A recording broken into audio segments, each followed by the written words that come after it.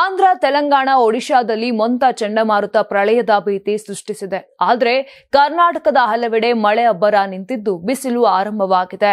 ಇನ್ಮುಂದೆ ಕೆಲವು ಕಡೆ ಹೊರತುಪಡಿಸಿ ಉಳಿದೆಲ್ಲ ಕಡೆ ಒಣ ಹವೆ ಇರಲಿದೆ ಎಂದು ಹವಾಮಾನ ಇಲಾಖೆ ಮುನ್ಸೂಚನೆ ನೀಡಿದೆ. ಬೀದರ್, ಕಲಬುರಗಿ, ವಿಜಯಪುರದಲ್ಲಿ ಮಳೆಯಾಗಲಿದ್ದು ಯೆಲ್ಲೋ ಅಲರ್ಟ್ ಘೋಷಿಸಲಾಗಿದೆ. ಯಾದಗಿರಿ, ರಾಯಚೂರು, ಕೊಪ್ಪಳ, ಹಾವೇರಿ, ಉತ್ತರ ಕನ್ನಡ, ದಕ್ಷಿಣ ಕನ್ನಡ, ಉಡುಪಿ, ಬಾಲ್ಕಿ, ಔರಾದ್ನಲ್ಲಿ ಹೆಚ್ಚು ಮಳೆಯಾಗಿದೆ. ಹುಮ್ನಾಬಾದ್, ಬೀದರ್, ಚಿಂಚೋಳಿ, ಕಮಲಾಪುರ, ತರೀಕೆರೆ, ಮೂಡುಬಿದಿರೆ, ಪೊನ್ನಂಪೇಟೆ, ಗೇರುಸೊಪ್ಪ, ಗುರುಮಿಟ್ಕಲ್, ಮಂಗಳೂರು, ಸೈದಾಪುರ, ಸೇಡಂ, ಉಪ್ಪಿನಂಗಡಿ, ವಿರಾಜಪೇಟೆಯಲ್ಲಿ ಸಾಧಾರಣ ಮಳೆಯಾಗಲಿದೆ. ಬೆಂಗಳೂರು ಗ್ರಾಮಾಂತರ, ಬೆಂಗಳೂರು ನಗರ, ಚಾಮರಾಜನಗರ, ಚಿಕ್ಕಬಳ್ಳಾಪುರ, ಚಿಕ್ಕಮಗಳೂರು, ಚಿತ್ರದುರ್ಗ, ದಾವಣಗೆರೆ, ಹಾಸನ, ಕೊಡಗು, ಕೋಲಾರ, ಮಂಡ್ಯ, ಮೈಸೂರು, ರಾಮನಗರ, ಶಿವಮೊಗ್ಗ, ತುಮಕೂರಿನಲ್ಲಿ ಒಣ ಹವೆ ಇರಲಿದೆ.